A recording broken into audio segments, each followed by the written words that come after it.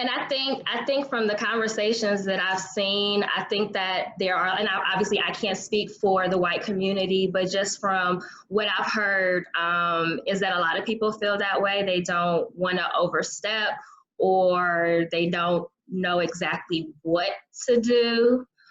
So it seems that seems to be a general consensus. But again, I can't obviously speak for the white community, but that's kind of what I've been seeing, especially lately.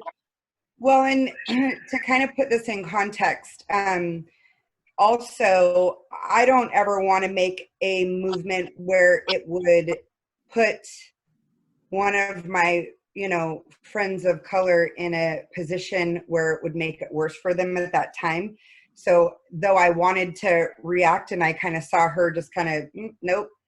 And then later, like, I kind of looked around and saw, all right, well, like, she for sure is the only person of color in here. And, it would be me and her potentially against what, right? So it's like knowing the time and place and opportunities to speak out or do something,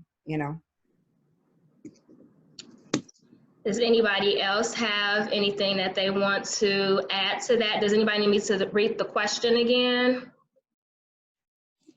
I'll speak. Okay. I just noticed my name says Chris Johnson. My husband and I shared this. So if I can just be completely honest, this is, a place of transparency. Like, even as we're talking about this, I'm just like paying attention to my body language and how I feel in my body. And I'm like instantly kind of getting tight in my chest and feeling anxious just thinking about the times that I have experienced prejudice, or even just the demeanor I feel like I have to always have moving through life as a Black woman.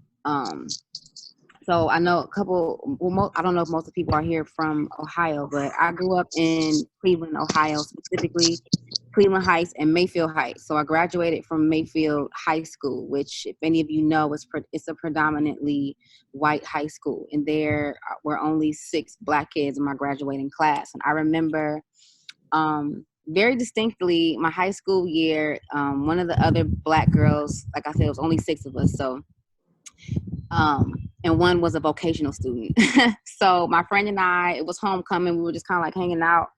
And, we want to know where the party was. Like, what's going on? We want to hang out. And we got the information for this house party that was at this white guy's house. And we pulled up. And somebody that was at the party came to the door, opened the door, and was like, oh, the party is over. Like, nobody else is here. And we clearly heard the party still happening. Like, it was cars all outside, and I don't know. It was just, it made me feel dejected, and I'm thinking about all of these experiences I've had just through life, that I kind of have had no other choice but to just sweep underneath the rug, to just move on, because it was just like, well, what am I going to do? Am I going to force my way into this party where they obviously made me feel and made me aware that we are not welcome into this house party? Like, this is just in high school, so and it's kind of weird, again, just thinking about it. Education was always super important to my mom, so she always made sure that we lived in areas, in predominantly white areas, where they had good schools, because she did not want to have to pay for a private school. She would rather pay for a good place to live rather than having to pay for a private school. So I always went to school where it was all white people. And if you're familiar with Cleveland, I went to JCU, John Carroll University, which is a private Jesuit university, which, again, there were only a handful of Black people. So I've always encountered prejudices because of the environments that I've been in, whether it be scholastics or professionally. And even when things may not even be about race, I feel like my mind kind of automatically goes there just because I'm Black. And I feel like I have to always be on the defense to prove that I'm smart. I'm not ignorant. I have a degree. I know what I'm talking about. You're not going to make me feel like I'm stupid or beneath or, or that, I live in a good neighborhood. I live in Mayfield Heights. For the people who are in California, I live in Torrance. So I live in a good neighborhood. I'm not ghetto. I'm not ignorant. I'm not broke. I'm not on drugs. You know what I'm saying? Like, I've always felt like I've had to prove my worth in life by my accolades and the things that I've accomplished and being well spoken and, using my brain to think. So that was the first one that really, popped up in my mind. But it's all the time. It's every day. It's life. Like, that is my experience as a Black person. And like I just said, even if it's not about race, I feel like I always have to be on the defense because that is just the nature of the world that we live in.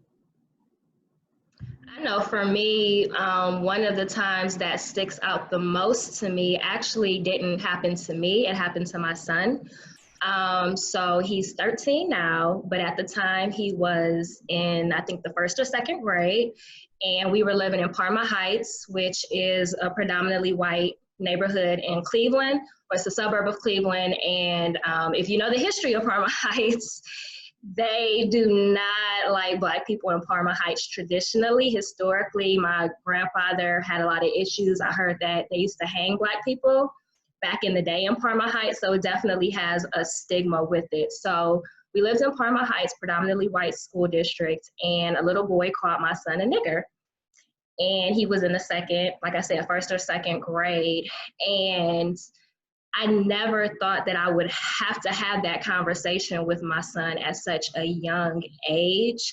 I knew that the time was probably going to come when I was going to have that conversation, but you never see yourself having to have that conversation with your child at such a young age. And, me and his father are very transparent in our conversations about what's going on in the news, race, everything. So he was very familiar with the term. He knew exactly what it meant, and he knew that it was a hurtful term.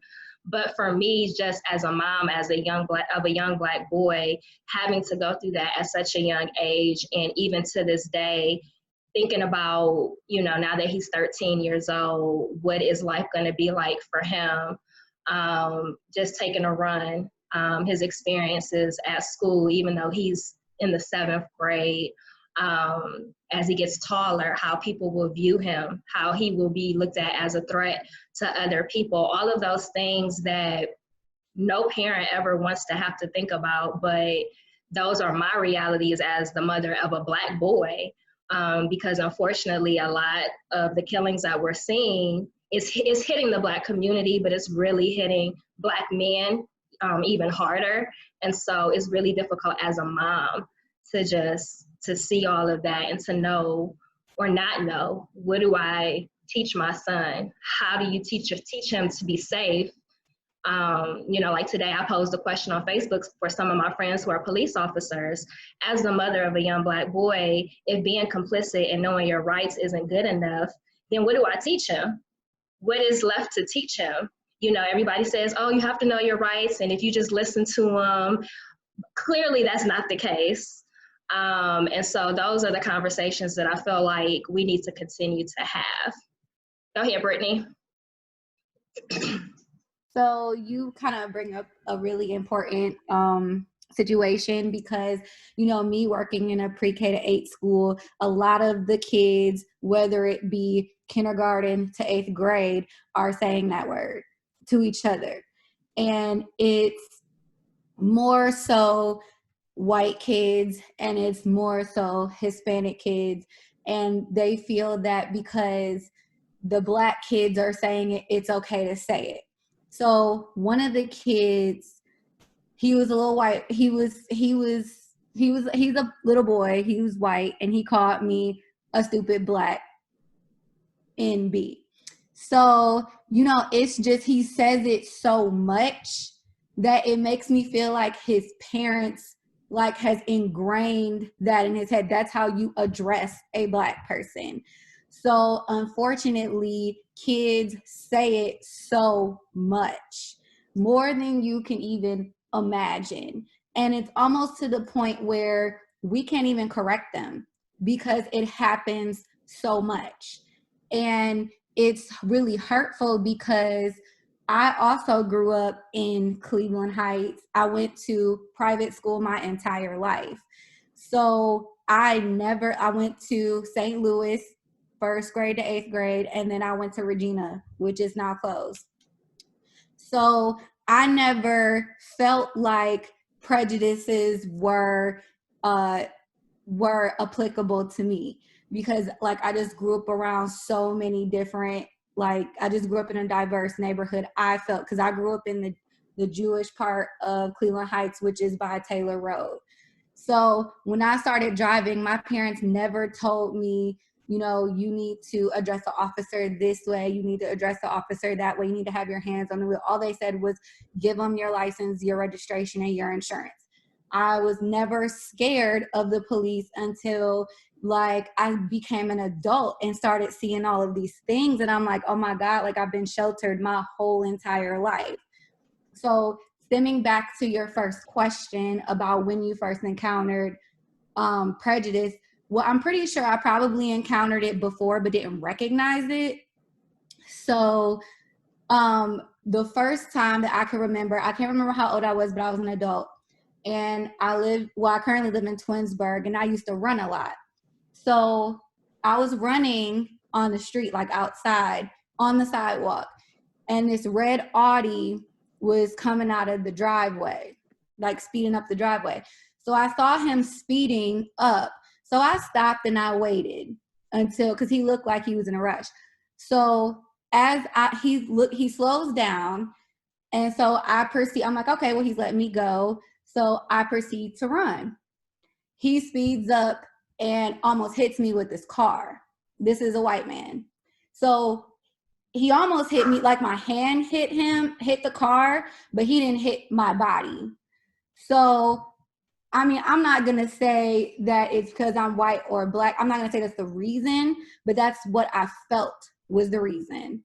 Because it was just a blatant, he slowed down. It looked like he was letting me go. And then I run past him, he speeds up.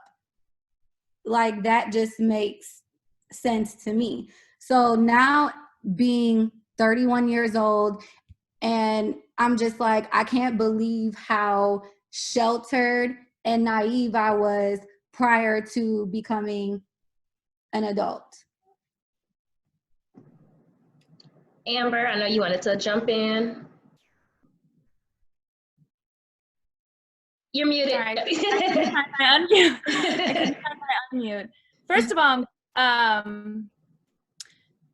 I just want to say I'm glad I was on mute when you first started saying, you know, somebody called your son a name or the N-word, because I said something really not godly on my end.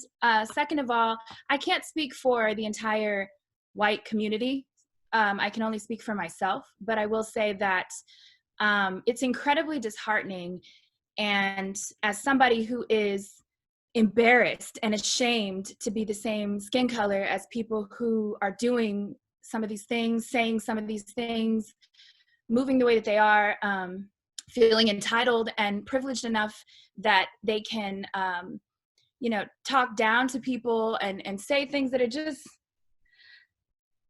not cool, you know, for lack of better words. It's hard to figure out, Carissa, I will say, what we can do without treading that line, in terms of, like you were saying, you didn't want to make your friend feel uncomfortable or make it worse for her. And what's sad is also listening to Ashley, there is this air of defense that I feel like Black women and especially Black men have to walk around with. Like they have to constantly be on guard. And so my feeling is, and once again, I can only speak for myself, but I feel a certain amount of responsibility at this point to take up for that. And not because I'm immersed in the culture myself, or not because I have friends, who are Black, or because I have dated a Black man, or because of any of that stuff, because it is no longer their responsibility to defend themselves. They've been put in a position that they never asked to be put in the first place. They've been put in situations that they have no control over what color their skin is, or how somebody chooses to react to that. And unfortunately, the reality is, as a white woman, I walk around with a level of privilege that I didn't ask for, that I was born into, that affords me opportunity and leeway out of situations that they don't have. So I feel a certain amount of responsibility at this point to speak up. And I also want to say, in understanding not wanting to make your friend uncomfortable or make it worse for her, there's a narrative even in that.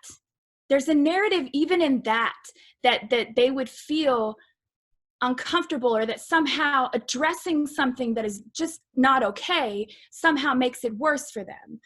I always come back to what's right is right, and what's wrong is wrong, period. And it's not a Black issue, it's a human rights issue. So my thing is, I want to try to steer people who look like me away from the stigma and the agenda that we're afraid of stirring the pot. We're afraid of what may come if we speak up. We're afraid of what may happen, or what may come of the situation in regards to us speaking up in those moments. Black people wake up and are afraid to walk around and jog every day. They can't go to Fryman like I do every morning and jog 3 miles without considering that it might be the last day they get to do that. And that's disgusting to me. So I can't operate in fear any longer of who I may bother by me speaking up, who I may, provoke in speaking up. I have to walk in the authority that God has given me, and understand that if I'm placed in a position where I can defend somebody who is otherwise potentially defenseless over something they have no control over, it is my duty and it is my responsibility to do something. And if something happens to me as a result of that, then as much as I hate to admit that, it is the calling on my life. I can't be quiet. I can't be silent. I can't let things like that slide. I can't be afraid of who might view me different, who might unfriend me, who might, any of those sorts of things. It's a difficult line. It's fragile, it's touchy, but that's where I'm coming from at this point. And I know some people I've been doing a lot of posting and a lot of work on this lately, and I had to be very honest with you. I haven't slept in days because my heart has been broken for what's happening, and trying to figure out how you can effectively work towards change. It is exhausting. It is scary. It is sometimes difficult to figure out what route that's going to put you on. But none of those things that I feel all of those things pale in comparison to what I feel Black people wake up and have to feel or deal with every day. So for that reason, whatever I feel, I need to suck it up and do the work that needs to be done. It is no longer their responsibility to speak up for themselves. That's all. Thank you. I know, Jenny, you wanted to say something? I just wanted to add to what she was just saying. To start, I appreciate your desire to help. I do think that we as Black people need help, but we also have to begin helping ourselves. I'm also an educator. I teach second grade. One thing that I noticed as far as being discriminated against is the hiring process. So when I graduated from school, I graduated with my master's. So when I graduated from school, a lot of my cohort was 14 people. 2 of us were African American, everybody else was not. So we found ourselves working much harder, trying to make sure that we were able to get the position that we sought. And what I noticed was there was just a lot of unnecessary struggle. What I've been noticing lately is that like she said that she didn't know if it would be okay to speak up. I would rather you just say something. I think that at this point we cannot worry about if we as Black people will be uncomfortable. It's obvious that we need others to help us fight, but we have to get to a point where we just say something. I do not want to wake up scared anymore, and I'm not going to. I'm a mom of a daughter, but I just feel like for my students, it's time out of being scared. If something is going to happen, and that was supposed to happen, in my opinion. I just think that it's going on and on now. I know that this has been an ongoing thing, but I don't remember as much of this stress as a child. I don't. I remember being able to enjoy myself. I too now get in the car and look back like, oh my goodness, is a police officer? Do I got my license? Just little stuff that you shouldn't even have to think about. But I think that we need to be able to join together and just be like, this is not right, this is what we do. I don't think that we have a lot of time left to try to plan anything anymore. Like, we got to figure out what needs to be done and just start acting. And it has to be younger people like us, because we are only going to be here long enough to see the change. So that's all I have. Okay, Kaylee? Yes. Hello. First off, I want to say thank you, Amber, to allowing me to learn about this Zoom call, because I sit on Facebook. For the last 2 days, I couldn't even be on Facebook because it was just so much that's going on. And I am a white woman, and my children happen to be biracial. And last year was probably one of the hardest times of my life as a parent, because my daughter, who was in 5th grade, who happens to, sometimes she looks Hispanic, sometimes she looks Black, and her teacher, who happened to be a white woman, decided to take it upon herself and tell my daughter that she was a victim and had a victim mentality. Now, my daughter was 10 years old, so she didn't even understand what this meant. She didn't know what being a victim was. She didn't know. So she came to me crying and asked me what that meant. Now, I myself was a little bit taken aback, because I didn't understand, how did any individual call a 10-year-old a victim despite any race that they were? I didn't understand that. So I went to confront the teacher, and the teacher was like, "Hi, ma'am, how are you?" And I said, "I'm here to talk about my daughter, Soraya." And she was like, "That's your daughter?" Like, was really taken aback by not realizing that this child, it doesn't matter what race she is, whether she was Black, white, Mexican, I don't care. She didn't realize that her mother was white and that she was a biracial child. And so she was like, "Yeah, your daughter's a victim." And I said, "Excuse me?" And she said she has an attitude and she thinks that the world is owed to her. And I said, "Where do you get off by calling a child a victim?" And she said, "You should understand, you Black people raise your children to be victims." And I promise you, I did everything I could possibly do to not go to jail that day, because I knew that I had 4 children depending on me. So I did everything in my power. I reached out to the NAACP, who told me they wouldn't do anything. The news outlets in Nevada, who wouldn't do anything. They told me they wouldn't touch, the conversation with the 10-foot pole, because it was CCSD. And it just continued to go on throughout the entire year, to where this teacher was continuously speaking negative about all Black children. It was not just my child. And she was caught on recordings, and the school did nothing. They said she has tenure. There's nothing that they would do, even though she was very much a racist. They said people are free to have their opinions. I mean, we had meetings with superintendents, and I tried everything to fix it. And I just didn't know where I could go, what I could do, because I felt like I had reached out to the principal, the superintendent, the deputy superintendent. I reached out to the news outlets, NAACP. I reached out to everybody, and everybody just shut the door in my face. And to continue to see stuff, and it's gone on for a long time. And I think Will Smith said it the best. This has been happening. This is not brand new. This did not just start yesterday or the last month or the last year. It's just people are recording and people are tired. And now it's time for people with white privilege like myself that need to get up, stand up, get angry, get mad, and stop being silent. Because when you're silent, you are the problem. You are a part of the problem.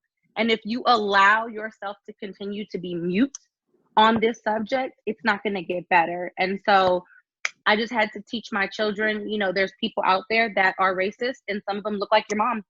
And, you know, the best that I can do is speak up and say that that's not me, and I will do my part in standing with everybody.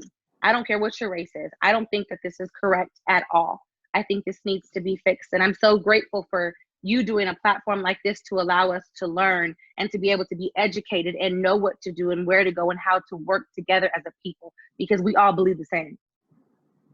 Yes, I would definitely. have asked her what time she was off really quickly. I would have asked her what time she was off, and I would have made that a teachable moment. And maybe that's what it is. And maybe She that's called what the police on she called the police on us.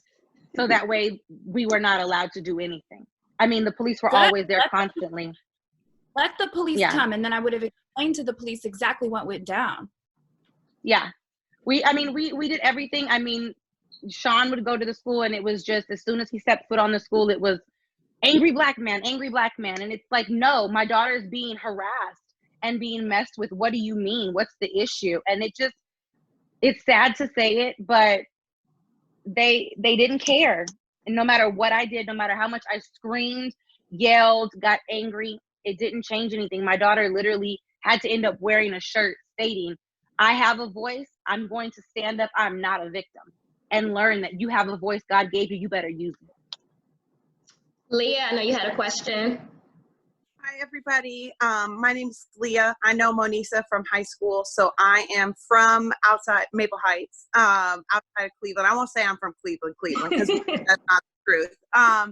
But my mom still lives in Maple Heights, so I feel very tied to Ohio. I currently live in Virginia, and I'm an educator, and I feel like a lot of these conversations have tied to and brought in experiences people have had at school. And I will speak to the education system is as flawed as everything else in America. It speaks to the systematic just racism that exists in the United States. I went into education because I had a heart for helping people. And the more I've been in it, I've seen kind of the systemic issues that are there. There are a lot of us who are fighting the good fight and who want it to be better. And it's unfortunate that these negative, horrible experiences are what so many people have to encounter, because there are so many passionate educators out there trying to do better for all students. But my question is actually, the conversation we're having here is with like-minded people. And what I struggle with is how to engage my fellow white folks in conversations when so many of them, and people that I don't know, because it's not my circle, it's not people I hang out with or that are close to me and my family. So how to bring in people to these conversations that don't understand privilege, that don't understand bias.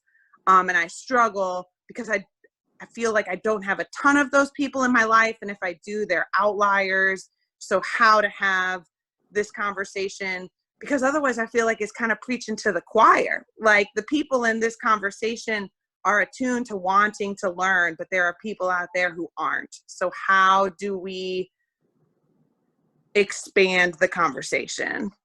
I know for me, right before this call, I had this conversation with someone, and they asked me, who's going to be on the call, and does everybody kind of feel the same way that's going to be on the call? And how do you, like you said, expand to those that may not necessarily think the way that you think? And I know for me, one way that I think I want to move forward with this is I work for the Boys and Girls Clubs of Columbus. And if any of you guys are familiar with like nonprofit organizations that specifically serve African Americans, usually the organization is led by pretty much all white men and women. And so, my board is pretty predominantly white. The leadership, CEO, everything is predominantly white. And so I want to be able to have the opportunity to go back to my job and to start having these conversations. I know that me and my CEO have a pretty good relationship, and I know that he is very supportive of things like this conversations. He's very aware that they need to take place. And so even though it is my place of work, I do recognize that that is a group of people that I know don't think like me necessarily, and they don't see everything the way that I wish that they would see. So I know for me personally, that's one outlet for me to be able to start having dialogue with people who I know are a little bit different than me when it comes to these kind of conversations. I know Carissa wanted to jump in. So I'm potentially one of the older ones on here. I'm 42. And the experience that I shared with you was when Mark's like, nope, you're not the oldest. The experience that I shared with you is when I was quite a bit younger and I didn't quite know how to use my voice. So I started plugging myself into things like Rotary. Have you guys ever heard of that? So Rotary is a service club and it's predominantly white older men. And I kind of plugged myself into things like Rotary and Kiwanis and Lions where they are predominantly that, and started building relationships and started gaining respect from them. And then I started reading and educating myself. Have you guys heard of the podcast Seeing White? So there's a podcast called Seeing White and it's on Scene Radio and it talks about what white privilege is, and it kind of breaks down what all of these topics really mean. And then I also started reading or have read a book called White Fragility to help me know how to communicate to the white community to where they're not on the defense. Because the second they get on the defense, everything's closed down, right? The second they're on defense and they think like something's being taken from them, they instantly want to shut down and not make proper movement. So you have to learn how to communicate to that and hold on to your anger and frustration and use it as fuel to really make your point and really get through. And so, I mean, my whole entire family is that white older man that thinks, oh, well, we have, you know, schools where all the kids go to school together now, so now it's all good. And it's like, no, you've never had conversations with me about how I need to handle being pulled over by a police officer. That's one of thousands of instances. So it's having those conversations in a time where you find those moments where their ears are open a little bit. And once you get to those people, those are the ones that need to have the voice in order to change leadership in our city councils and, you know, in our senator seats and our Congress, because that's really where the real change is going to come, is whenever those seats get changed out. Okay, I know Emily had a question or suggestions, and then Ashley. Oh, hey, thanks for putting this together. This is really great. I've been doing anti-racist work for a couple of years now, and one of the easiest, and so there are like obviously a ton of questions like what's our lever for change and like what can we do? And for me, actually, I'm gonna pause for a second. So you can skip me and I'll be right back. Okay, all right, go ahead, Ashley. Hey, so actually this was for Amber. I caught a short clip of the Zoom call you were on yesterday, which is kind of like the same premise as this conversation where you all were, I think it was titled Conversation with White People or something like that. Correct me if I'm wrong. But there was a short part where I caught a gentleman who admittedly, you know, said that he was a recovering racist. And so, Amber, I wanted you to, if you remember that part of the conversation, to kind of maybe speak on what his disposition was and what he said was kind of like a turning factor for him to change the way that he perceived racism and I guess acknowledging that it actually exists, and what his thought process is now with moving forward with his, you know, the new ideology that he has in terms of racism. I guess maybe that could kind of help with, because that was a great question. Like, how do we get the conversation to, you know, a different demographic of people, the people who are not on the same page with us, who still don't believe that racism exists, that believes, you know, hard work is the way to, you know, opportunities and success. So Amber, I don't see you on here, but do you remember what I'm talking about? I'm here. Yeah, I remember. I can address that now, or Emily's back. I can address it after Monisa, whatever. If you want to go ahead, since we're on that topic, and then Emily, you can jump in when she's done. Is that cool? Okay. Okay. Yeah. So I was on the Zoom call yesterday, and to be very honest, I jumped in late, and one of my followers tagged me in the post. And so it was also on Facebook Live, and that's where I tuned in initially. And as soon as I saw the topic, it was called A Chat with White Folks, and it was predominantly white folks, and then there was a few Black people. And I immediately jumped in. How do I get in on the call? How do I need in this thing? And so when I got in, I listened for quite a while before I spoke. And there was a gentleman on there he's an educator. And his experience, he was really speaking from, I guess, a place where, I guess ignorance is the word. In his workplace, he was frustrated that his employer didn't hire more Black people because he felt like his ignorance was due to his privilege. And so he referred to it as his privilege of ignorance. And he basically was saying that he wanted to understand and couldn't understand, and didn't feel that it was his responsibility to seek out the information to understand. He felt like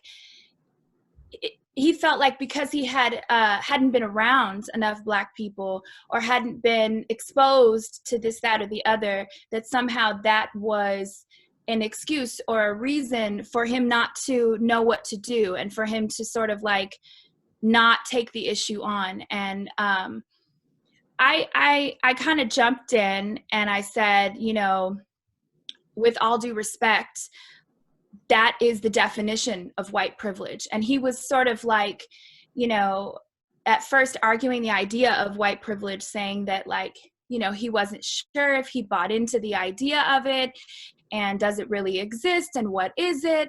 And I said, it's the very thing that you can sit there and ask that question. It's the very thing that you put the responsibility on the idea that you're not around Black people, so you don't know, and somehow that's a reason or excuse for you not to do something, not to speak up, or not to even internalize the issue and be upset for your fellow human beings.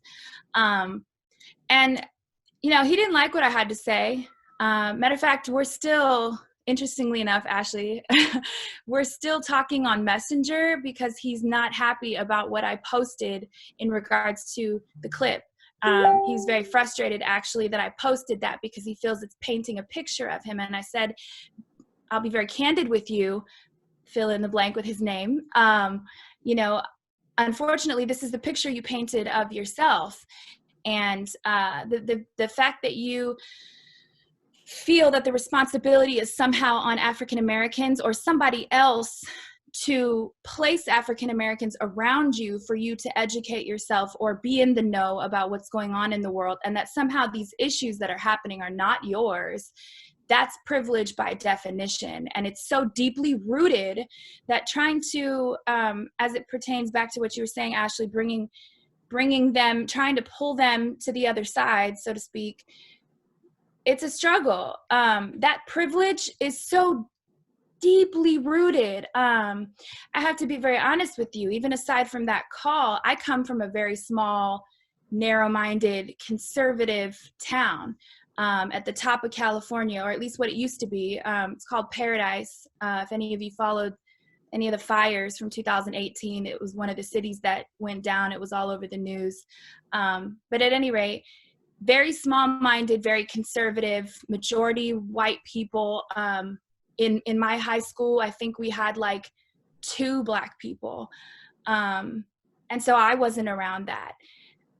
And still somehow I've made it my purpose to educate myself in things that I don't know about. And so the example that I used to him, even on the Zoom call, was, that's like saying, I don't know how to play the piano, because a piano player didn't come and teach me how to play the piano. No, I don't know how to play the piano because I didn't seek out the information to learn how to play the piano. The responsibility is on me to educate myself, and it's privilege rooted to even put the responsibility back on the people who have no control of the position that they're put in the first place. So there was that exchange. As far as bringing him back around, I'm still working on it. We're still talking on Messenger. I'm still trying to understand and get him to understand in love that even what I posted afterwards was not an attack, but that if he feels offended, that there's probably a reason. If he's concerned about the picture it's painting, then my question to him was, you must understand or at least conceptualize what I'm saying, because if you're concerned about how others are going to view you, then you must know that what you're saying or how you're perceiving this situation or how you're approaching this is not right, You have to have some level of understanding. So yeah, that was that. It's a tough road. It's a tough battle trying to think about how we can bring people around when that privilege is so deeply rooted. It's a hard thing to unlearn, but we're here, I guess, because most of us are up for the challenge. So can I make a comment to that real quick? Because I did hear that's one of the reasons why I friended you and was like, she knows what she's talking about. And it almost seemed, and I mean, I know his intentions are probably good, but if you're part of this movement and this energy to make yourself feel good or look good, that's the wrong reason to do it. Like, it's to make change and to push forward what truly needs to happen. It's not to get a thank you. It's not to get a pat on the back. That's not what any of this is for. There's people suffering. And so I think that's his eyes are being open to that. And whenever somebody's eyes are being open to that, it's almost like being forced to look in a mirror, and it's like, oh, I don't like what I see, because that I don't want to believe that's my intention. But as it turns out, looks like that's my intention, So I know you're going to have the perfect words to help him through that. But that's what I saw when all of that happened. And Go ahead, Emily. I know you wanted to jump in. Sorry. Oh, no, that's fine. One of the things so I've been thinking a lot about like this, as a white woman, what can I be doing? And I totally hear, I live in Oakland, California. I work for a social justice organization. I've been doing this work for a really long time. And I totally hear like all the conversations I'm having are with like-minded people. But the thing is, even when people are like-minded, they're not necessarily doing the full extent of what can be done. And so a lot of it for me was really like breaking down my privilege and breaking down what white supremacy culture is and how it manifests in my workplace and my relationships and every layer, and figure out where I can help bring people along with the journey that I'm taking. I live in Oakland, and I'm in a book club actually reading White Fragility, which I've read it a couple of times now, but I'm in a book club with my childhood friend from Cincinnati and some of her suburban mom friends that we do over Zoom all the time, so that I can the onus isn't on Black folks to educate white folks. Like the same way that I don't think I need to educate men on the patriarchy. I'm a white woman, I can show up and I can educate other white women because I have done the work and because I can help them with that lift. There is something where, I'm not going to engage with people that aren't willing to be vulnerable and be brave. And I used to get really offended years ago when not offended, I guess, but sensitive or defensive around the conversation of racism. And now, after doing some of the work that I've done, I will be the first person to be like, I have so many racist tendencies. It's impossible for the upbringing that I had in the community that I have to not have some of that ingrained. And now it's my responsibility and work that I'm actively doing to break that down. And so I think that there is so much of it that we can be doing, but we can also be pushing people in our community, even like-minded folks, but other folks that, aren't like-minded, but are open to becoming like-minded, I guess. Oh, I also see the question.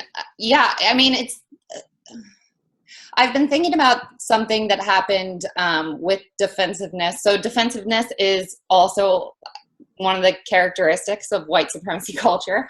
And so a couple of years ago, man, probably like 7 years ago at this point, I was working in the short north.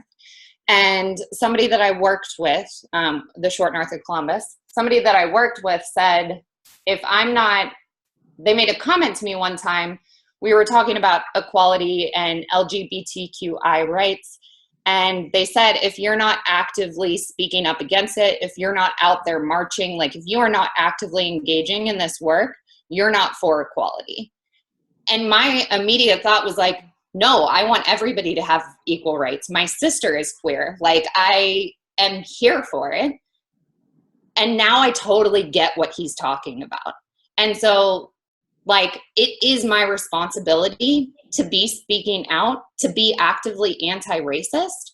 Whereas before, the defensiveness would just be, I'm not racist. I don't dislike people of color. I don't wish them harm. I don't believe that I deserve more than them. And now I'm like, no, I like systemically, I get more than other people. And so it's my job to try to do what I can to uplift other people's stories or do the work that I can to move the lever that I have control over. Check. Jenny, I know you had a question. Okay, so I do have a question towards education, and I'm sorry if everything I say is related to that. But one thing that I noticed is a lot of teachers that are not Black, they don't necessarily understand some of the struggles. So I have a close friend in my building, and I oftentimes have to tell her, like, you don't understand that they did not eat. So right now, everything else doesn't matter. And I guess my question is, we have to get in positions where we're also able to teach the kids. Because if they don't understand, then they just go by whatever they see or whatever is done at home. But I don't know if I feel that some of the teachers in my building are teaching the kids because they really love them, or if it's that they could not get into the Parmas or the Strongsvilles.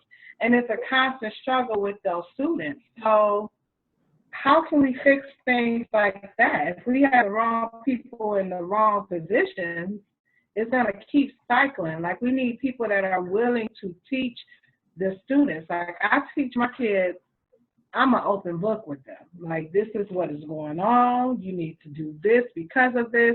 But I feel so uncomfortable having to tell my 7-year-old students that when you see a police officer, this is what you need to do. There was an incident where one of the kids bought a fake gun on the bus, and it was a big blow up. And the principal had the police come in and talk to him. And the part that really bothered me, and it's no offense, the police officer was a white man. And I'm like, he needed to see somebody like him to tell him why that was not okay. Unfortunately, we didn't have anybody else to tell him. And I feel like the man did a good job, but there are not enough people in the right position in those positions because that's the only choice that they have. And that's not helping either. That statement reminds me of, I can't remember who made the comment earlier. It may have been you, Jenny, that said that Black people also need to hold themselves more accountable for a lot of the things that we do. And so when you say that, it just kind of makes me think about, I went off on a tangent earlier with Tevis on the phone. But when I was working in Cleveland, when I was on the board for the board of the Boys and Girls Clubs of Cleveland, and I realized that a lot of my fellow board members were white, and I tried my hardest to recruit more Black professionals to be on the board because we service a lot of Black kids, and Black kids need to see representation. That is really important. And I really struggle getting more African Americans to join the board. But at the same time, we have African Americans complaining that the only people in leadership are white, The only people that are doing this are white. Like, so that's my frustration with my own people, that you can't keep saying that, you know, we need change and we need more representation and we need to be in these places and we need more Black police officers and whatever the case may be. But then when the opportunity is presented to you to take on these positions, we're not doing it. And for the life of me, I can't understand why it's so difficult to get people to come out. It's like we're comfortable just complaining and wanting something to complain about. And so I know, like, for me, that's my own frustration when it comes to just Black people, period. We can't ask people to do X, Y, Z if we're not even doing it for ourselves.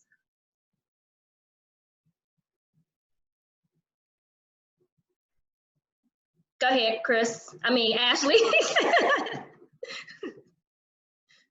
Hey, sorry, I feel like I'm talking a lot and I really want to hear from some of the other people. I think to add on to what Jenny said, she wanted a white, she wanted the police officer to come in, you know, to be the person that the Black kid saw, to kind of, you know, tell him this is what you do, this is what you don't do.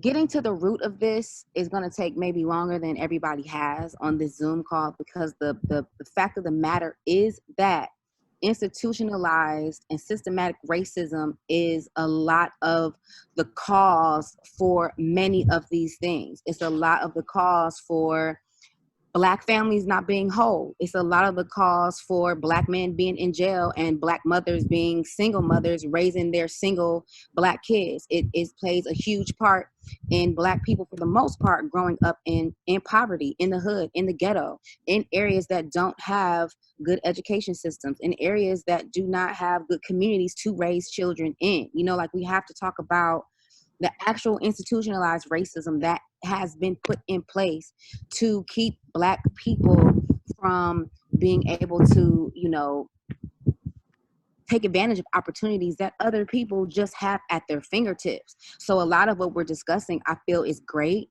but I want to know, how do we get to actual productive, practical, effective change? It's not going to happen just in one phone call. Maybe these conversations are the conversations that will be the vehicle to get us to the place to where we can start implementing the change that that we want to see, essentially, in our communities. You know, again, systematic racism. A lot of Black people are not qualified for the positions that we need to be in to be the representation that our kids need to see. Not a lot of people go to school and have degrees, or again, qualified for the positions that maybe you were trying to get them in. I don't know the reason why they weren't, you know, higher, but like Jenny said earlier, one of the main issues that she's had is racism in the hiring process. So it's just, again, it's all of these systematic things that have been put in place that keep us at bay, that don't allow us to progress in society. You know what I'm saying? Like, and just right now, like, I feel so compelled to follow through with what I intentionally went to school for. Like, I've been in entertainment for so long, and that's a whole nother topic, because I feel like most Black people that are successful are in the entertainment business. They're either singers, actors, rappers, athletes. You know what I'm saying? Like, these are the things that our children are aspiring to be. They're not aspiring to be police officers, not aspiring to be therapists, counselors, teachers, because they don't see themselves as being that. They see the Black people on TV being shucking and jiving, being in entertainment. You know, no, I'm just being honest. That's what they see. And the senses are so paramount in how we view ourselves. If we don't see ourselves in these positions, if we grow up and our uncles is on the corner selling drugs, that's all we know. That's what we know. We don't go to school and see Black teachers in the classroom. We do not go to the Boys and Girls Club of America and see Black people on the administrative board, or whatever it's called. Sorry if I'm referring to it wrong, but we have to find a way to show white people that, hey, things are this way because they have systematically been implemented this way since the inception of slavery. And since that has happened, Black people on a grand scale as a whole have not been able to progress in society the way that you have. You, for the most part, there are a lot of white people who are just born into money. That's not all, but a lot of white people are just born into money, or they're born into opportunities. Their families own businesses that they are just given opportunities to run once they graduate high school, just because that's what they're born into. Black people are not born into that.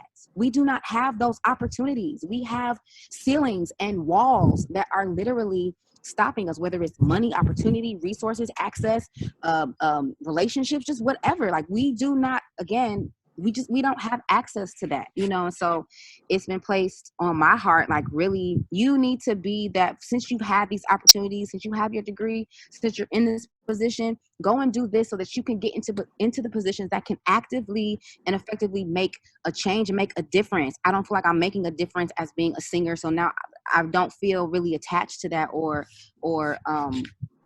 I do not feel inspired by that anymore as a 35-year-old woman. I want to do something that will have a positive impact on people that look like me. I want to be able to speak life into them and say, hey, you can do this. You are not a victim. Yes, you were born into this, but you have the power to think and see yourself in greater positions. And this is what we're going to do. Like, we need to talk about the school counselors that defer Black kids from taking honors classes or taking AP classes or applying for college, and not pushing them and letting them know that there are resources out there for them to take advantage of so that they can further their education to be in these positions. Like, we have to talk about the root of these issues, and that is institutionalized and systematically placed racism that is embedded in the threads of the United States of America, the Constitution, and the foundation that we are living in right now. And how do we change that? I don't know, because I don't know a lot of Black people that are into politics, that even are well versed in politics, to even get into the position to change the legislation. I don't know any white people that are in legislation that really have the soul, heart, and compassion for Black people to better just the Black community. You know, like, I don't know. I want to talk about how can we use our resources of Black people who are, you know, in better positions, or white people who want to aid to this. How do we open up our own schools so that our kids can learn about our real history so that they can feel empowered? We don't feel empowered as a people just because of, again, what we see, what we hear, and what we've learned. We don't have a place in this world, really, other than being the entertainers, being the service people. Just my, you know, personal thing. Sorry. Haley, were you jumping in? I saw her finger go up. Maybe not. No, I was talking to my husband. He wanted to know what the phone call was about. Okay. I see in the group chat, I saw, Emily, that you had posted a statement, and I don't know if you wanted to speak on it, about the workplace culture. Did you want to go into more detail about what you posted? I can. I think that so much of what has happened is, like, there became this focus on, like, we need more people of color in workplaces. And so this criteria got placed, and, like, this hyper focus got placed on hiring. And so it actually was like, it ends up being a huge disservice, because people of color are then hired, but they're not supported in the workplace. And so a lot of what I've been engaging in, both personally, but also I'm incredibly lucky to work at an organization that prioritizes racial equity within our organization. But we engage and work on an ongoing basis to, like, actively break down the white supremacy characteristics or culture within our space. So, like, little things, and I can drop in a chart or, like, some resources. But for example, there's so much that happens around, like, communication styles and, like, prioritizing the written word and perfectionism and paternalism that doesn't allow the space for, and I mean, this is for, sorry, I'm butchering the way I'm talking about this.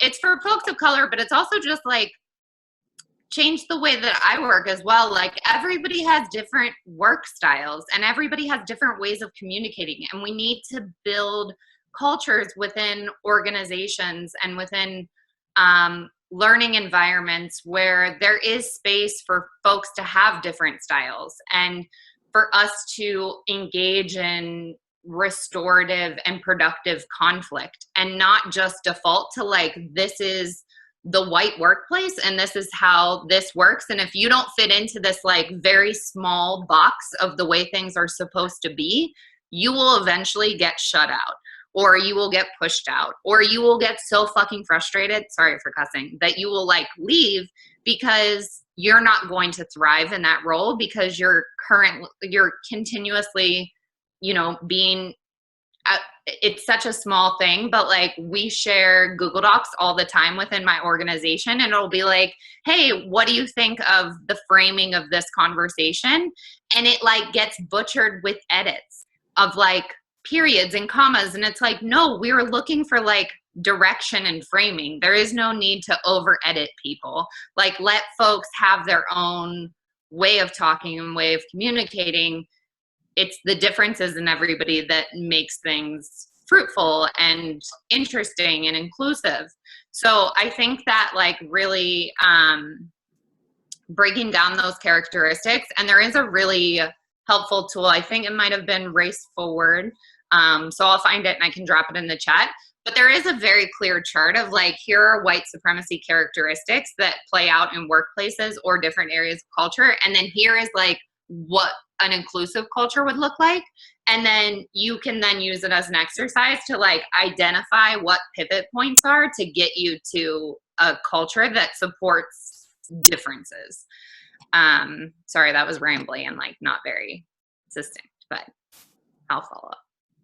So it makes me think back to the question that Leah had posed earlier, or the comment that she made where she said that for her specifically, and probably many of you on the call right now too, that she doesn't really know a lot of people in her inner circle that feel differently from her. But then as we go into this conversation about the workplace, I would say that we probably all, depending on, you know, what we do for work, we probably all do work with somebody or a few somebodies that probably do think differently than us.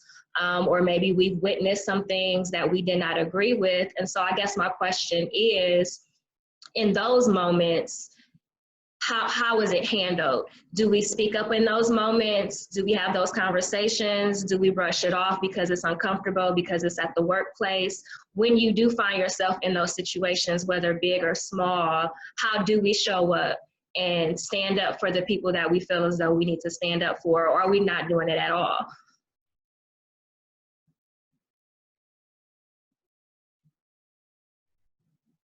Go ahead, Jenny.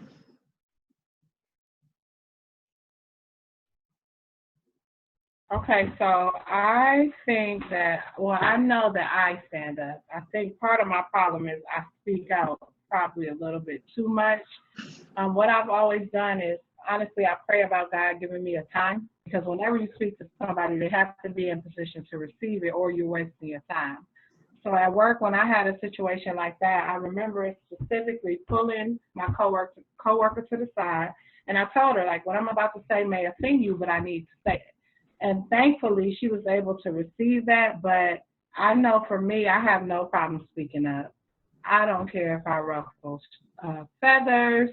I really don't, because I work with kids, I have to protect the kids. The kids don't really have a voice. So I have to step in. So I just think that people need to be willing to have that uncomfortable conversation. It has to be at the right time. So what about someone that's on the call that's not Black? Have you ever been in a situation where you noticed something, maybe at work or anywhere? It doesn't even necessarily have to be at work. How do you handle those situations in those moments? Because I think it's those moments where, I don't want to say it matters the most, but you know, we can post on social media and we can have these Zoom calls, but then we get off the call, we get off social media, and now we live our real life. And you could be at the ice cream shop and witness something, or you could be at work and you notice something. And so it's in those moments of opportunity where we can stand up in a respectful way, obviously, to be able to use that moment to teach. What does that look like? Or are we doing that at all? Can I make mention on that? Or if Kaylee? So anytime I have an opportunity in order to help write someone's thought process, that is the best opportunity, right? And so I think the important part in that is speaking to them in their language. So if I come at it from, hey, this is why Black Lives Matters is important and so on and so forth, again, it gets them on the defense. So if I can come at them in a way that speaks in their language and mold to that, then it's much better received. Now, it's not necessarily going to change them, change their mind overnight, but it's definitely going to give them something to chew on. And to be honest with you, I have a friend, Lawrence, who does equity and inclusion work here in Puyallup. And he's like, Krista, you are the tie. Like, white folks are the tie to get other white folks to listen, because they can hear it from us all day long. But the second they hear it from you, it's relatable.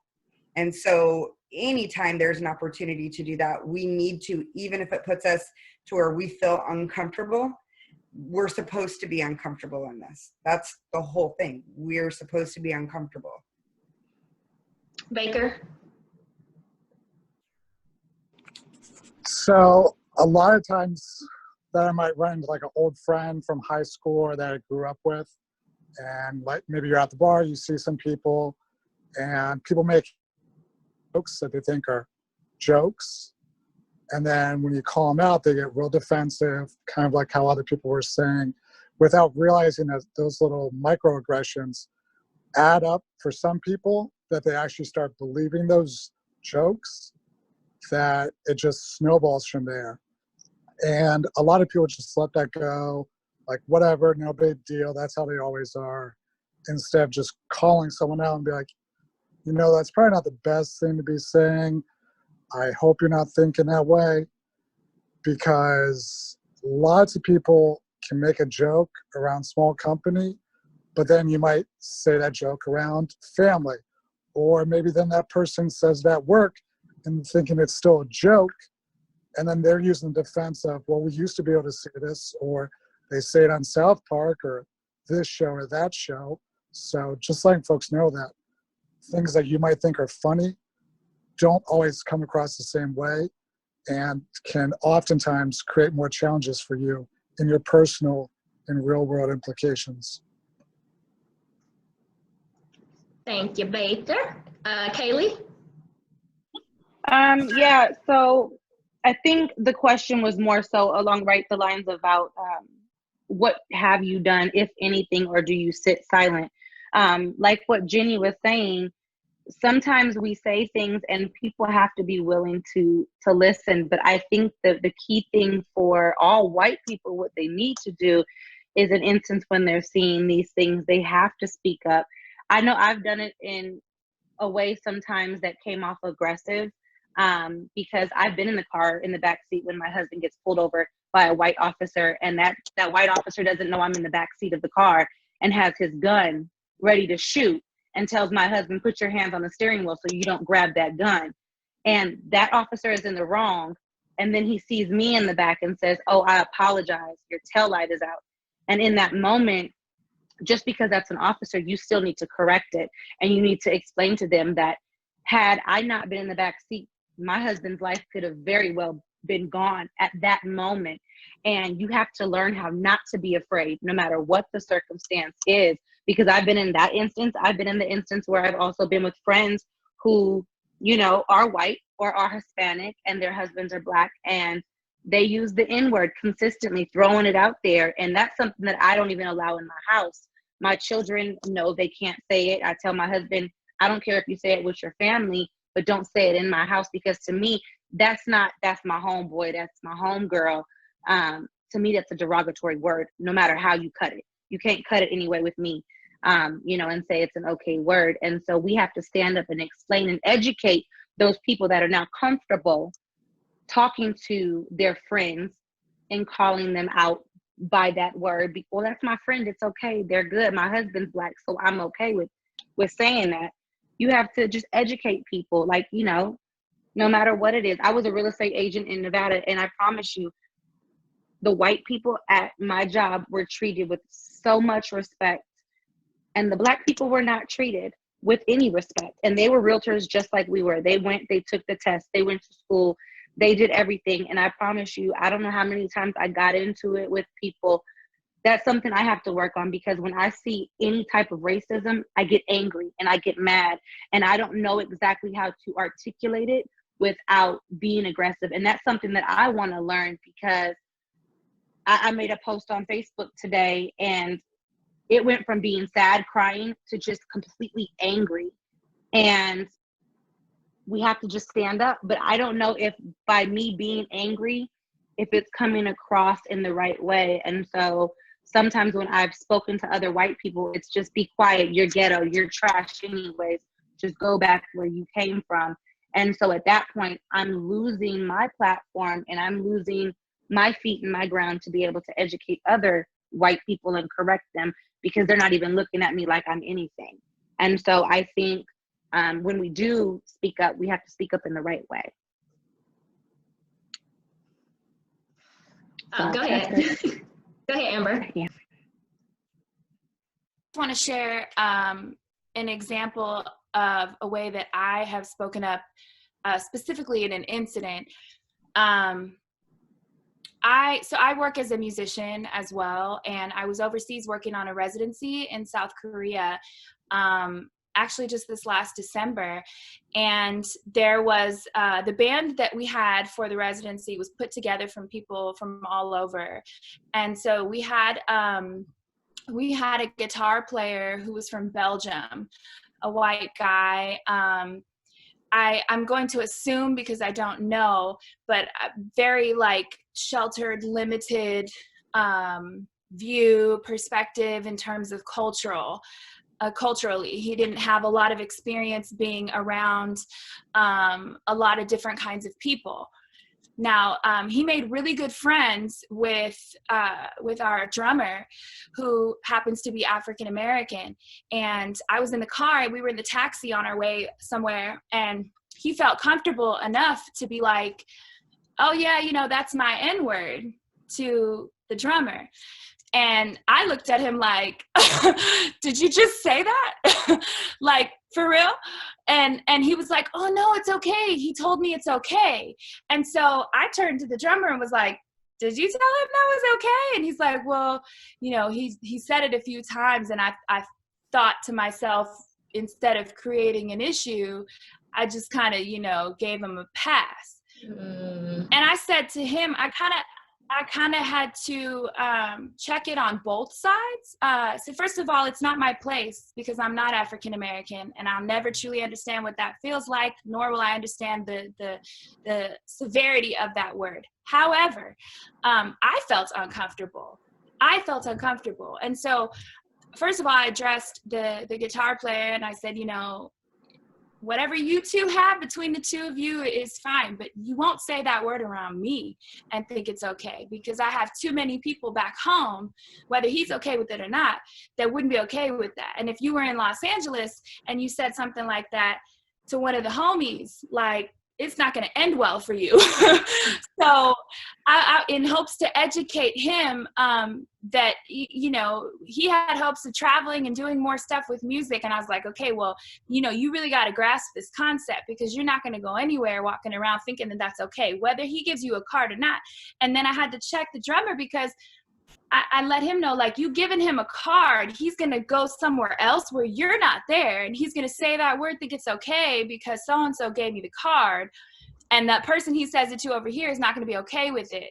So it has to be like across the board, either okay or not okay, and we've all decided that that's not okay. And if I can't say it and you don't say it, then he for sure can't say it. You know what I mean? So I felt uncomfortable, and I can only imagine, like I said, what would happen to him if he goes somewhere else and says that. So I just think it's our responsibility to speak up and say something at this point. We can't be afraid of whose feathers we might ruffle. You know, whatever that feeling is in those moments of feeling like, oh, I ruffled their feathers or I caused an issue or whatever. Once again, that pales in comparison to the feelings that I feel African Americans wake up with every day. So it can't be an excuse any longer for us as white people. That's all. And to piggyback off of that and Ashley's comment, and I guess Jenny's comment in the group chat, for those of us that are Black on the call, do we think that we kind of have kicked ourselves by allowing white people to have that pass? Because we give passes, they're invited to the cookout, you know, that's the popular saying and stuff like that. But do you think that because we are giving these passes is now coming back to bite us in the butt, and because we've allowed them to get too comfortable, so to speak? Yes, I agree with that wholeheartedly. I think that there needs to be a consistent standard, and this is not to be used as an excuse by any means, but I do think that it presents a certain level of confusion, especially for white people who don't even agree that racism exists. If we give them that pass, say, oh, it's cool for you to refer to me as X, Y, and Z, but then when something happens and we're in an uproar, it's not consistent, you know, so they are confused. I'm torn between confusion being a choice and people and white people actually really being confused by what's happening. But I do think that, you know, us kind of letting our guards down just for the sake of relationship and to, I guess, make them feel relatable by allowing them to use derogatory phrases and terms to, you know, refer to us as, definitely crosses the line, and it doesn't create a boundary. So then when real things happen, they don't think there's a problem with it because we were okay with it. So like I don't allow that, you know what I'm saying? Like I don't refer to my husband as that. I don't refer to any Black person as that. I don't do it in jest. Like that's my boundary. I let that be known to my son. Like we don't talk like that. You know what I'm saying? Because there needs to be a definitive line in the sand. This is how you refer to me. I'm a king, I'm a queen, I'm going to be respected. You're not going to refer to me as this. And I think if we set the tone early on, then maybe it would be easier to convey the message that we're trying to get out, which is we are human beings. We want to feel respected in society. We are not animals. We are not inferior. We're not any of these things.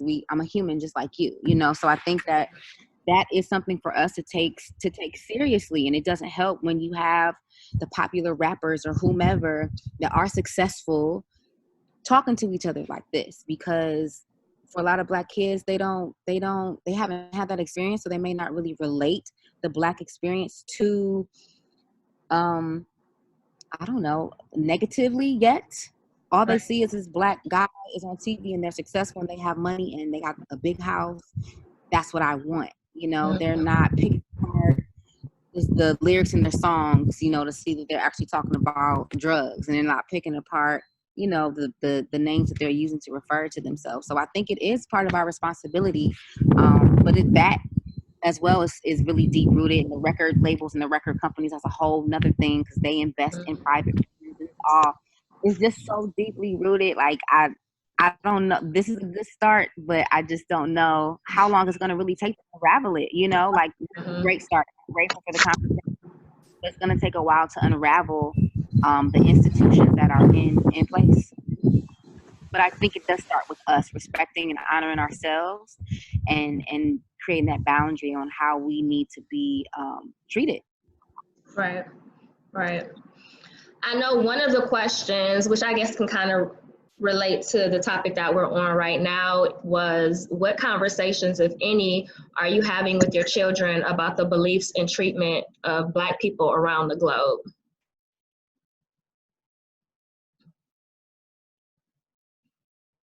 And it could be if you have a kid or if you work in education, or maybe you have nieces and nephews that you help raise, any children that are in your life.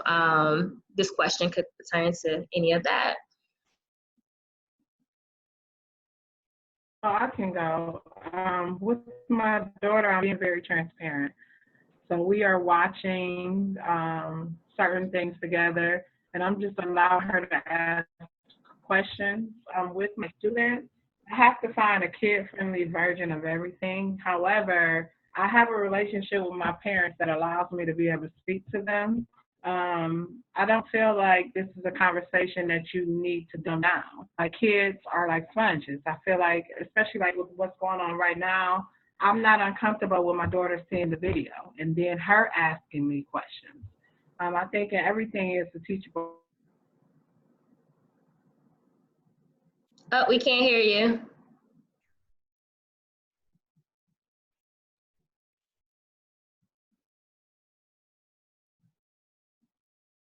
It's muted now.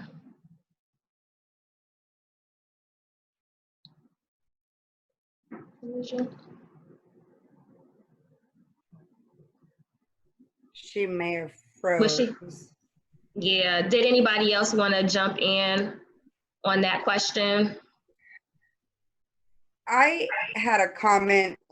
Just can I rehear your question just to make sure my thought process is on point? Yeah. It says, what conversations, if any, are you having with your children about the beliefs and treatment of Black people around the globe?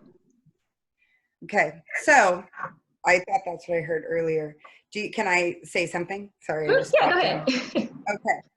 So it's interesting. When my son was in 3rd grade, and he's like 16 now, but when he was in 3rd grade, he came home and he was like, "Mom, there's a bully in my school." And I was like, "Okay." And I was like, "Well, why do you think he's bullying?" And he's like, "Well, my friend said it's because he's Black." And I was like, "All right." And so we had this conversation of that has nothing to do with it. And if it does, then maybe nobody's pulling into him because they're treating him differently, right? Well, it was discovered that his friend Ashton had kind of regurgitated what his parents had said. And so I learned in that moment that there was a lot of influences besides myself that were impacting my children. And so I kind of had to make it a mission to then, when his friends were over, not only have conversations with my kids about this, but also have conversations with their friends. And so finding opportunities to have that. Ashton had come over, and it was when Trump first was running for presidency, and he had a few choice things to say about, Mexico and, illegal immigrants. And so we sat down and just had a full-on conversation about what that looked like and why that was. And, if your parents lived in an area that wasn't the best for you, or it was dangerous for you, wouldn't they want to help you get out of that, And so being okay with having those uncomfortable conversations with not just my kids, but with my kids' friends, especially when my kids are around, it sets the standard for whenever they hear things out there, then they speak up to it, and they don't just go with what all the other white kids say. You know what I mean? So it's like whenever they hear things now, then they speak up and say, "Nope, that isn't right. That might be what you're told. That might be what we hear on the news, or we might hear this over here, but that is not right." And so I think kids are very resilient, and they pick up a lot more than we think. Mm-hmm. And I think one of our action items, if we had an action item, would be to for us as white people, go into the schools and just people of color go in and talk to kids of color. They help shape them and get them to that next level. We need to be doing the same thing. We need to go in there and help them to know how to treat people, know how to think, and not let society be the only resource for them.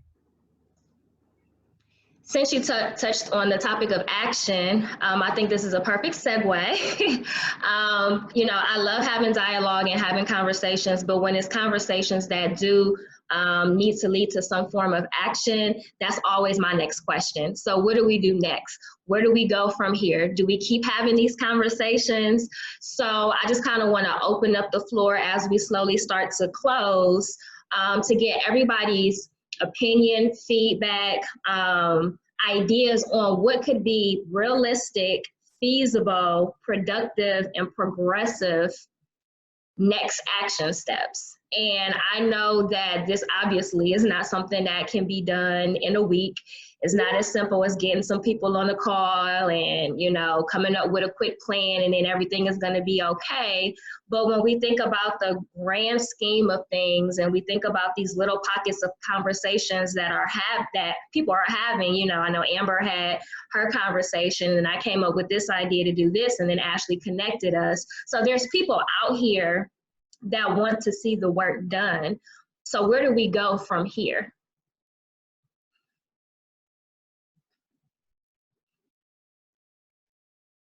I just want to say really, really quickly. I personally think that I'm still. Go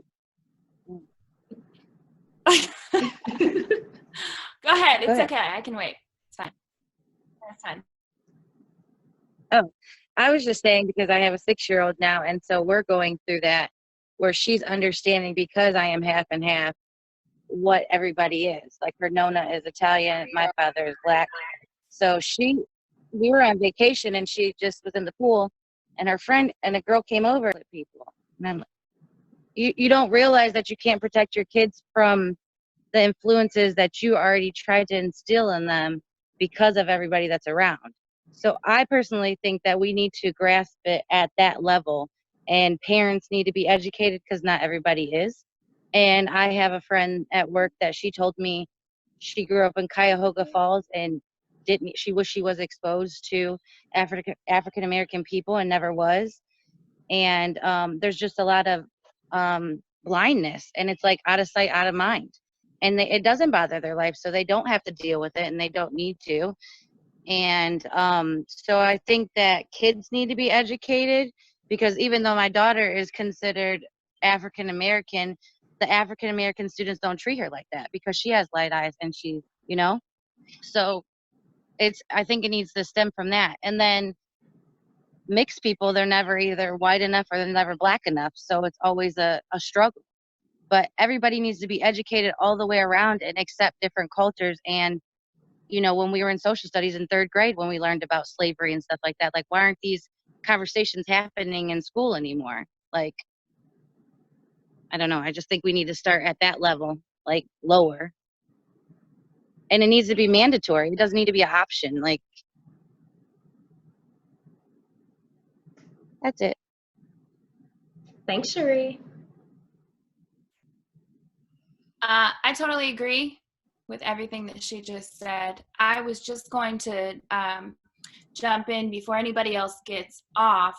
I'm still sort of organizing and working on some other efforts and events and meetings on my end, just to kind of continue the conversation, continue the action call, and come up with steps on things that we can really do to affect some real kind of change. So if anybody that's on here now is interested in any of that, we have that group chat on Facebook. If you could just shoot me your email, I'll keep you in the loop of everything that I have going on with that. And that's all. Thank you again, Monisa, for creating this platform.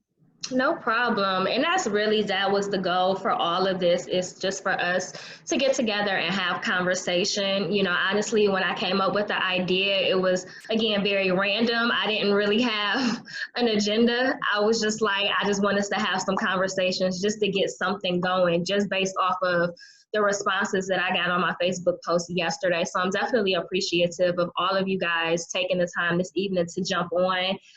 Thank you for speaking, giving your perspectives. And like I said in the very beginning, my hope is that if you don't walk away with a lot, if you walk away with at least one thing, you learn something new, a different perspective, something that you can take from this conversation and apply to your everyday life.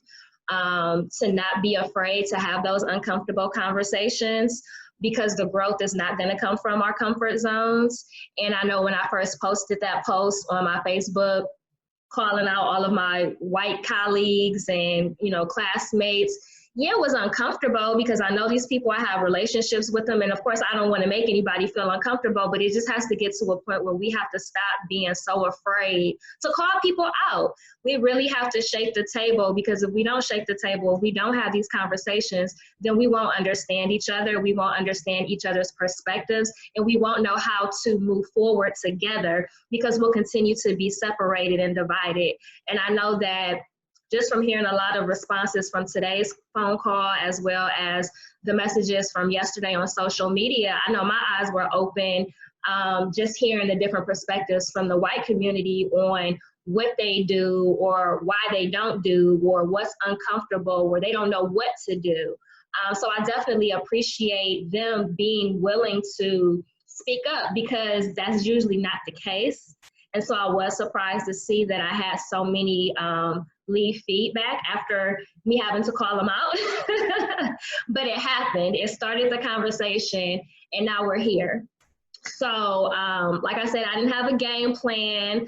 I didn't know what this was going to turn into. I didn't have a plan on this turning into like a committee or anything like that. I just really wanted to start the conversation and continue the conversation. And so just like Amber said, you know, if you guys are open to continuing to have these type of conversations, whether it's a specific topic that changes, you know, every month or whatever the case may be, I definitely will be more than welcome to, or more than open to join those conversations, be a part of those conversations.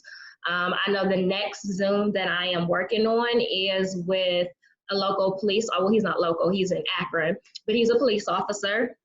And I want to do a Zoom event specifically for local police officers and moms, so that we can start having conversation on how do we educate ourselves and our sons on how to interact with the police when being complicit and knowing your rights is not enough. And I know that he said he had a lot that he could provide in those conversations. And I told him that in that conversation, I would love for it to be not just African-American police officers, but some of his white colleagues as well. So that's something that me and him are working on, and hopefully we'll be able to do in June. Because I know for me as a mom, I want to know, like, I don't know what else to tell my son. So any information that I can get will be very helpful. But if you guys can leave your contact information in the chat, you could just, you know, leave an email or whatever the case, whatever you're comfortable, because I would love to be able to stay in touch with you guys and figure out how we can continue to move forward, whatever that may look like. Does anybody have any last thoughts, comments, or questions before we end? Is it possible that we could hear from the gentleman real quick, just to kind of get their thoughts on some of this? I don't think we've heard it from Tevis at all. Is it Tevis? Tevis, yeah. Call them out. Tevis, tell us right, call me all out.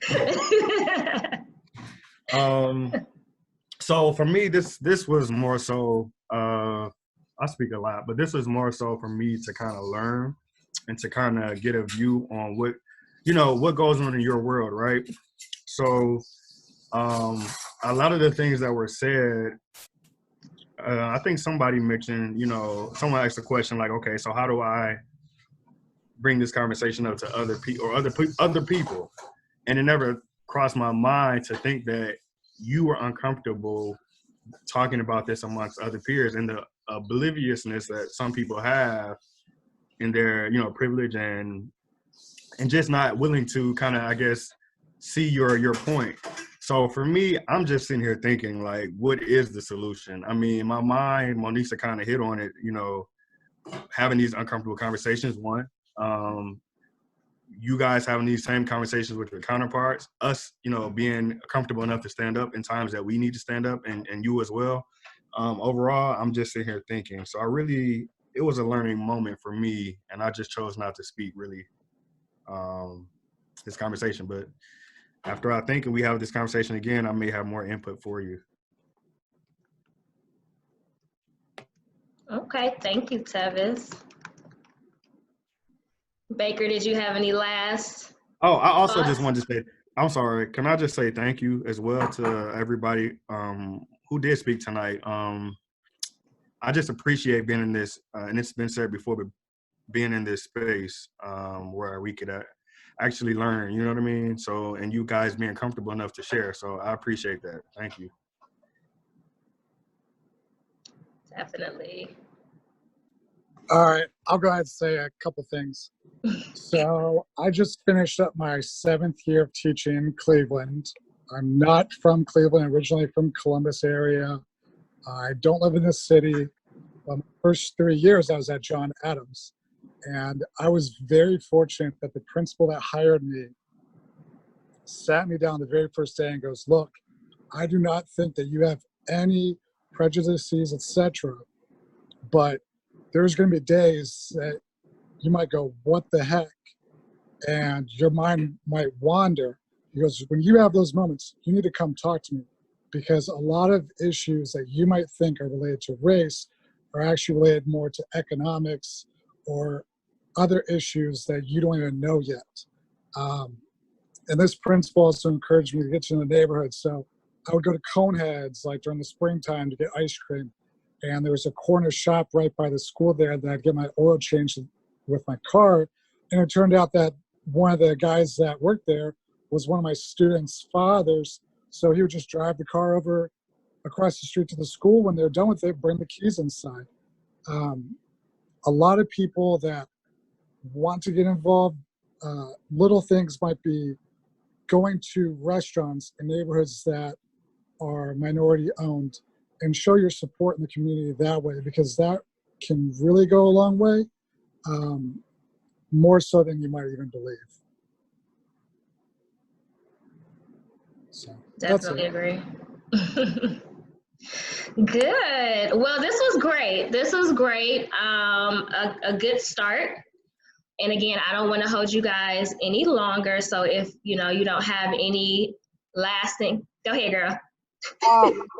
I just want to say to stay consistent. I know a lot of times these events that are happening, they incite a lot of emotion, and we respond instantaneously off of how we feel, and then as time progresses or time goes on, it kind of dies down because we don't see any more Black men being killed in the middle of the street. We don't see any young Black men being killed, or nothing is happening to bring us back to this space. So I think that it's important to just remain consistent, with the end goal, which is to try to bring about change the best way we can, and to connect with other people who can bring more people in. And as we stay consistent and keep the conversation going, hopefully this can grow into something huge that can touch, outside of Ohio, outside of California.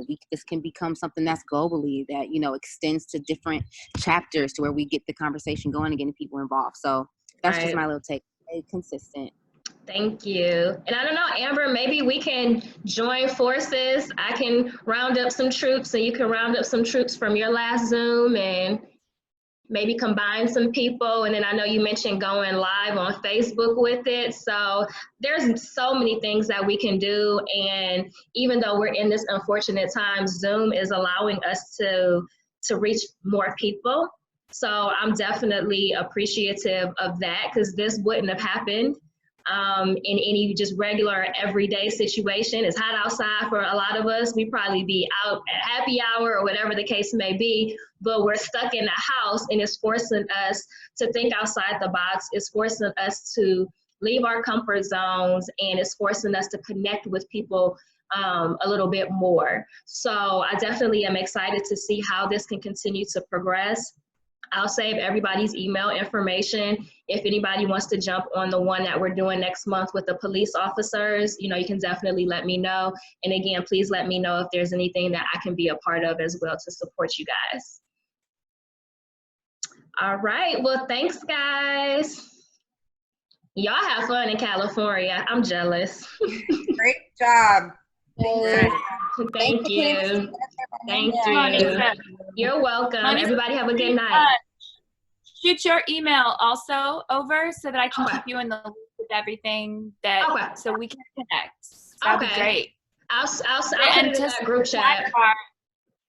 That Zoom call that I was on yesterday, there was over 900 people at one point from Facebook Live alone. So I think if we figure out a way to merge somehow, we can really not only have the conversation, but have it in front of people, and then their comments can be included in what we're doing as well. So How did it go with that many people? That's always my fear when you get too many people. It wasn't 900 people in the Zoom. It was maybe 25 people, 30 people in the Zoom, but there was over 900 people in addition at one point, over 900 watching on Facebook Live. Okay. So, okay, got you. Makes sense. Okay. All right. Well, I put my email in the chat as well, and then I can also shoot it in the group chat for those that are in the Facebook group. And hopefully we will be in touch sooner than later. Indeed. Everybody be safe. Yes, please be safe. Social distance, guys.